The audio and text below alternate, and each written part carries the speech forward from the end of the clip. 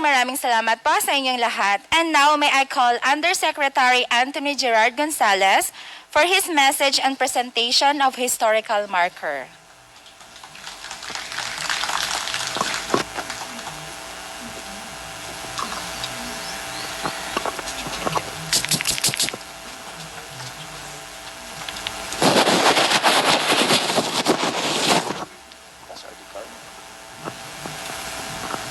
Maayong hapon kanaton tanan.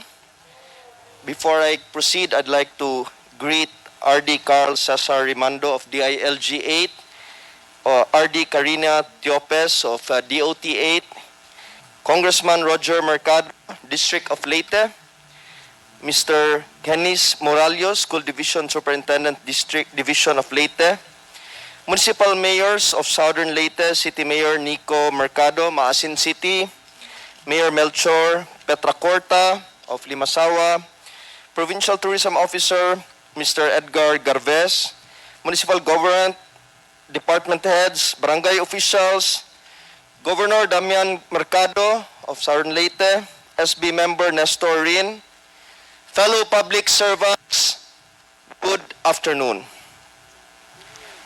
Earlier this morning, we have witnessed the celebration of the Catholic faithful to the 500th anniversary of the Easter Sunday Mass here at Limasawa. Truly, it is a remarkable day for all the Filipino Catholics, as it is the earliest known introduction of Christianity to our ancestors. But aside from the religious celebration, the National Quincentennial Committee, which yours truly represent here, has more things to highlight about the role of Limasawa in the story of the first circumnavigation of the world 500 years ago. Everything started in a fire on this island on the evening of March 27, 1521. The expedition was sailing southwest, heading toward northern Mindanao, when their attention was caught by that scene from afar. Most likely, they were excited to meet another group of our ancestors after the cordial and warm reception they experienced in Homonhon Island in present-day Giwan, Eastern Samar. Or simply, they just wanted to look for anybody who could bring them to their destination, the Malacca or the Spice Islands, in present-day Indonesia, south of Mindanao. The next morning, a baroto or boat approached them. To their surprise, Enrique, the Malay servant of Magellan, was able to converse with the people in the baroto. Historical records show that the language they used was neither Waray nor Cebuano, but Malay, the lingua franca of Southeast Asia. Afterward, two beautiful gigantic balangay boats met them. In one of those was the Raha of Limasawa. His name was Colombo, who invited Magellan to anchor near Limasawa, particularly on this side of this island where this historical marker is placed. The Raha knew Malay. According to Antonio Pigafetta, the rulers in pre-colonial times were polyglots, meaning they knew different languages, which was expected of them owing to their trade networks and busy connections with various places, cultures, and nations. See, that was how free and connected our ancestors were to the world. That contact here in Limasawa speaks a lot about our ancestors. They were indeed friendly, conversable, and most importantly, exposed to different traders and nationalities. It also gave relief to Magellan that indeed they were already on the side of the world near the Malacca. Therefore, we can claim that here at Limasawa, the expedition had proven that the world was indeed round. To seal the friendship between the Raha of Limasawa and Magellan, they entered into a peace pact known as Kasi-Kasi or Blood Compact on March 29, 1521. Entering into Blood Compact meant brotherhood of two leaders from different families or territories in times of war or need. Historical accounts are silent on the procedures of the customs, but the remarkable feature of it was that the two leaders both drank wine with mixture of blood drawn from either their arms or chests. Magellan responded to the request of Raha Colombo to enter into blood compact, most likely because he had nothing to depend on but the graciousness and authority of the Raha of Mazua, who sheltered and fed them and attended to their various needs, even personally assisting them to Cebu on April 4, 1521. According to Pigafetta, Raha Colombo was the most powerful ruler in this part of the world, next to the Raha of Cebu. Because Easter Sunday was approaching, Magellan wanted to celebrate it before they leave Limasawa in search of the Malaco. It was a prudent choice. Rather, to conduct it in the island they were unfamiliar with. The Raha approved the celebration on March 31, 1521, even witnessing it. And before we end our extolling of what happened 500 years ago here in the island where we are, let us not forget the brothers of Colombo from Butuan, Raha, Siway. Why? Because the description of Pigafetta to the Raha of Butuan will give us a hint of how our ancient rulers look like. To quote the Raha, was very grandly decked out, according to their customs, meaning maporma, elegante gyud. Pigafetta continued, he was the finest looking man that we saw among those people, tawny and tattooed all over, had a covering of silk on his head, and wore two large golden earrings fastened in his ears.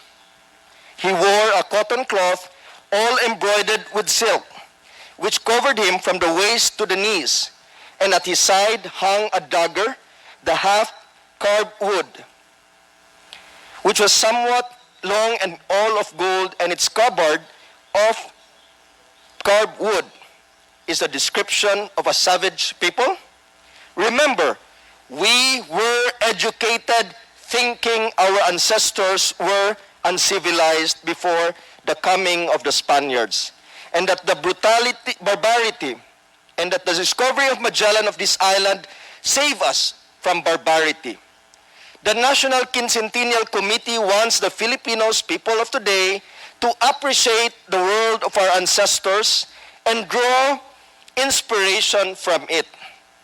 Like me, a Catholic Filipino, we can all celebrate the 500 years of Christianity and the 500th anniversary of the Philippine part in the first circumnavigation of the world without pitting us Filipinos against each other. Yes, the majority of our ancestors decided to be Christian, mirrored themselves in the suffering Christ has endured, and loved the teachings and examples of faith. Yet, as a Filipino, we must also do our share, and that is to be a Filipino, but an educated Filipino, said by no less than the genius Father Jose Burgos before he was executed in Manila in 1872. Father Burgos implored, get educated, learn from our older men what they know, see in the museums what the ancient Filipinos really were. Father Burgos taught us how to be an educated Filipino by knowing our past, understanding it, embracing it despite imperfections, and using it to be dignified and noble. May this historical marker from the National Historical Commission of the Philippines remind us all how grateful we are as a people of having great ancestors like Colombo and Siawi. Daghang salamat, maayong hapon. Isipin mo sana ang sarili lang. Maraming salamat, Sir, sa ibinahagi mong kaalaman at magandang mensahe para sa lahat. And now let's proceed to a signing of Certificate of Transfer, headed by Undersecretary Anthony Gerard Gonzalez, Mayor Melchor Petracorta, witnesses by our Vice Mayor Richie Solomon.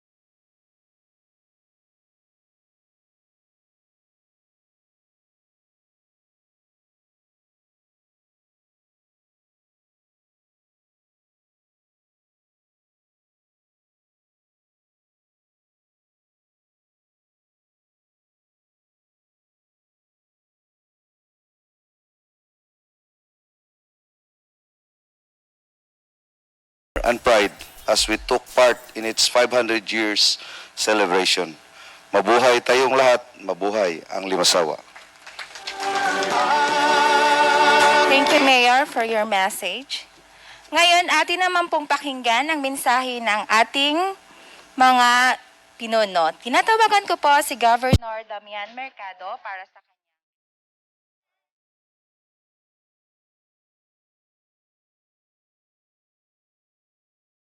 Mayong hapon natong tanan. Ganina ni witness ta sa atong inunta celebration sa misa. Daghang tagbisita mga Archbishop. Dako kay natong kalipay nga niata ini karong panahon na akaabot og atong administrasyon nga nag-celebrate ta sa ka 500 years nga pag misa first mass atong nasod. Mao na nga kanatong tanan, mingon ko, pasalamat ko. Ani agad yun din karon po ang atong Undersecretary Anthony Gerald Gonzales, sir. Tingali, sir, sa imong pagsuroy dire makakita kag unsay maayo tabang na to sa atong lungsod sa Limasawa nga ayaw ka piknik kung kusog na, Mayor.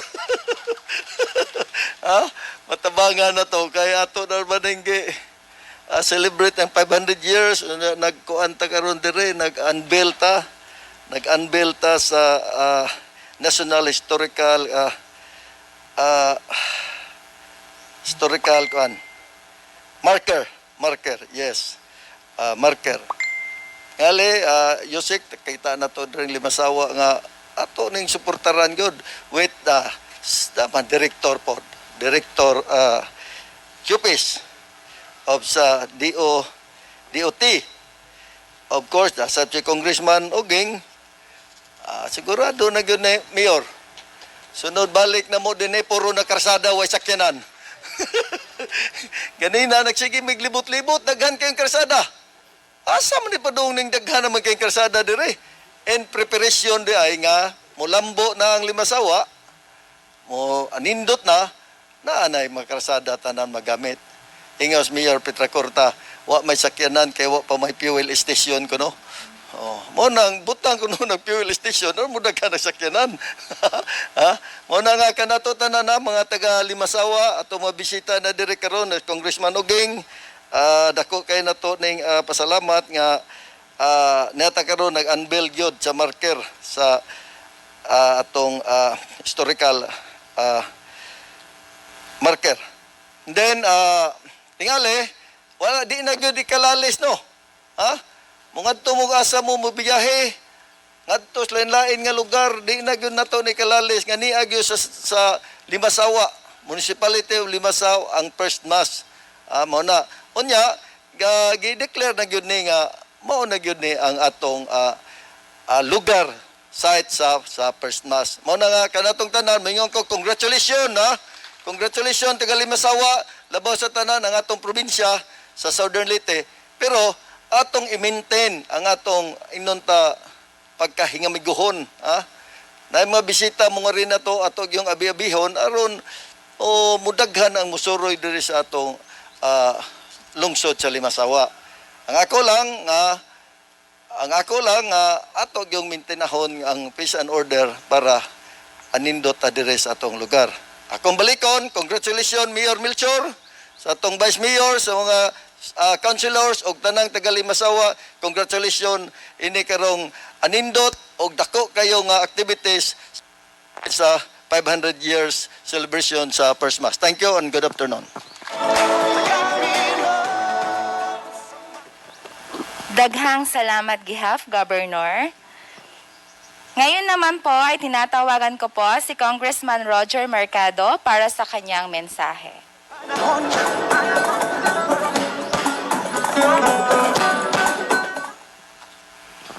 Maraming salamat, Doktora, sa ating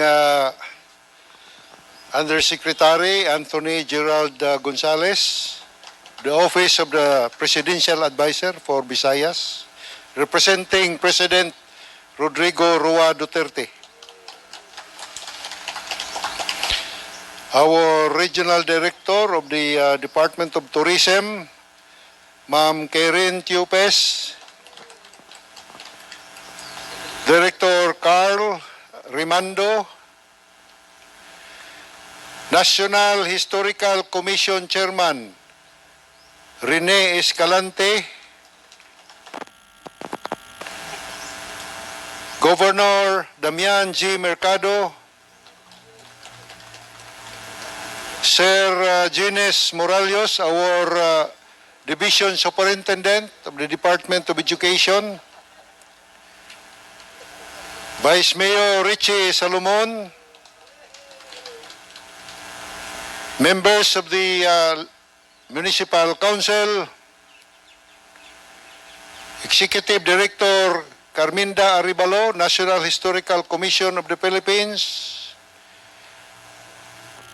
Mayor Melchor Petracorta,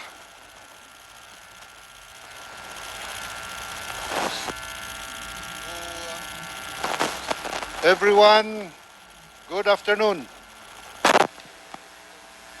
So we have reached the stage when our island has been honored as the municipality where the first mass signaling our Christianization is situated. Ako na bitong giingnan sila nga, sige, inyo na lang ng first mass. Kung saan magibutangan na hinon po nila dire og marker na hinon nga dinidyo ko no. Mamugos man sila nga nandidyo ko no. Kung saan naman nila to, mga kaigsunan. Nga sila may namugos nga anhigo ko no sa Southern Leyte ang Masawa. Balibaran na to ni.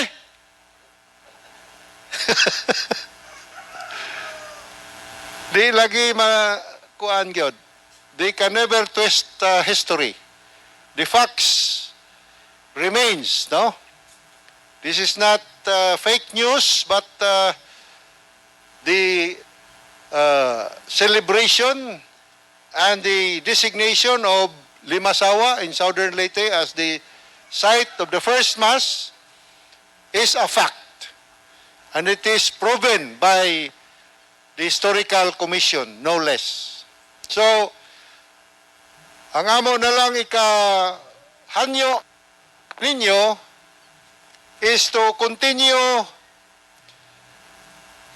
celebrating, continue working for the betterment of our municipality, the beautiful island of Limasawa.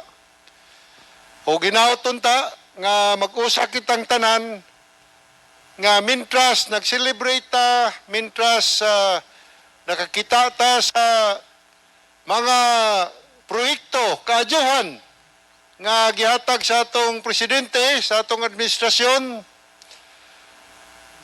ato pong tanawon ang environment nga ato gyud nga panggaon, bantayan nato, dili nato hugaw-hugawan ang atong first site of the first mass. Kay mao kani makasustener. This is a sustainable program if we continue to exercise clean and green programs. We will never go wrong. Clean and green program is a sustainable program that will support our progress as a municipality, as a barangay, or as a province, at as a nation. So, bantayan yun na to. Ato yung ibutang sa atong una-una o kasing-kasing dili ta magpatakag labog o sagbot mga siot. No? Mga plastic. Oh. In that way, atong itudlo sa atong mga anak, sa atong mga kabataan sa eskwelahan, no? Kay that is a smart move. Kung ang uban ilang hugaw-hugawan ang ilang lugar, na bahala sila dito. Kita dire, we will progress because we practice sustainable programs, no? And lifestyle, kanang makaayo, kanang limpyo, o nindot nga lugar. Mudaghan ang atong bisita, mudaghan ang atong mga tourism visitors, tourist na to, mangani. No? Kay usa niya na ang tanaw nila ang kalimpyo sa dagat o ang kalimpyo sa lugar. Labi na gyud ang inyong anindot pod nga smile o pagtagad sa atong mga bisita. Yana, mingon ko kaninyo nga daghang salamat ug maayong hapon sa naton tanan.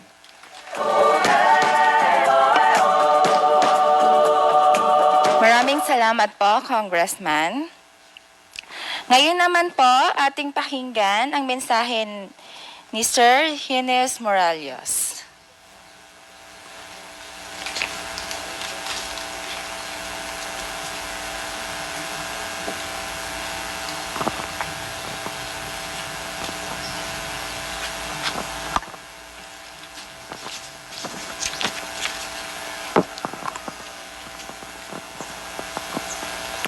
The Undersecretary, Sir Gonzales, Congressman Roger Mercado, Governor Damian Mercado, RD Karen Tiopes, Mayor Petra Corta, Vice Mayor Richie Solomon, and Sangguniang Bayan members, the officials and employees of Limasawa, of course my Mayor, Honorable Nico Mercado of Masin City. A historical afternoon to everyone. Today we are privileged to come together as we unveil the quincentennial marker here in Limasawa. Putting up markers is a long-held practice way back in the past. They call it altars during the biblical times. Leaders built altars to celebrate or to mark an event and worship God. Noah built an altar when he left the ark to mark the end of the worldwide flood and worship God. In response, God promised Noah that there will be no more worldwide flood, and God marked that promise with a rainbow. Abraham built an altar when he was called to go to the promised land to mark the beginning of his journey with God. Brave and adventurous men more than 500 years ago thought that there are other lands beyond the horizon. Armed with the latest technology that they had before, they sailed away from the other side of the world and found themselves here in our country. Any voyage across the high seas will always encounter challenges that will lead to loss of lives and properties. I understand that there were ships that did not make it to our shores. As we unveil the historical marker, we celebrate the courage and bravery of these men as they responded to the call of the sea and bring into fruition the desires of their masters back home. Their circumnavigation affirmed a very important truth, that the world is a sphere. The world is round. Their arrival was the start of the interface between the East and the West, between Asians and Europeans, between Malays and Caucasians, between Filipinos and Spaniards. There were supposed to be misunderstandings, but I believe that it was a different story here in Limasawa. They were so hospitable to the group of Magellan. Looking back, both races benefited in that first encounter. Cultural exchanges led to better understanding of each other, and this led to economic partnership endeavors that flourished. This marker will teach our children of the past and for them to understand the present. Fernand Braudel said, all history must be mobilized if one would understand the present. Good afternoon. Thank you, sir, for your message. Ladies and gentlemen, before we will end this event, let us hear the message from the Secretary Harry Roque on our celebration of the 500 years anniversary of the first Mass in the Philippines.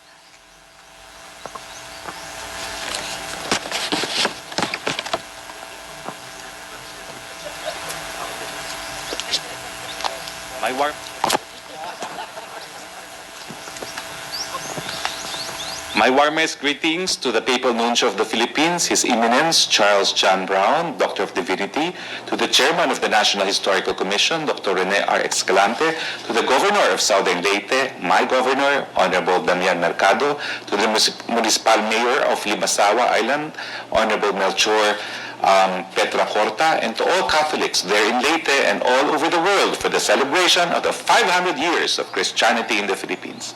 500 years ago, Spanish missionaries altered the lives of the Filipinos by bringing Catholicism to our shores. I laud the Catholic Bishop Conference of the Philippines and all the devotees of the Catholic Church for celebrating this occasion with a call to embark on the mission Missio ad Gentes and the theme Gifted to Give. In true Christian fashion, no matter what pandemic or challenge in life we face, let us continue to give and face and help our fellow men and women in any small and simple way that we can. It is my privilege and honor to be part of this historical event. Thank you so much and happy 500th year of Christian faith. May God heal our nation and continue to bless us with His love. Purihin po ang Panginoon.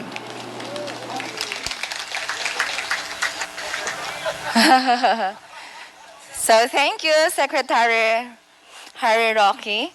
So maraming salamat po sa inyong lahat na sa ikalimang taon ng pagiging Kristiyano natin. Matagpuan natin lahat ang pagkakaisa sa parehong hangarin ng kapayapaan. Once again, thank you very much and good afternoon. Ang takot sa iyong damdamin ipamalas ang tangking galing. Tumayong buong tapang harapin ang buhay at kapin ang tagumpay. Tulungan ang kapwa't bigyang halagaw.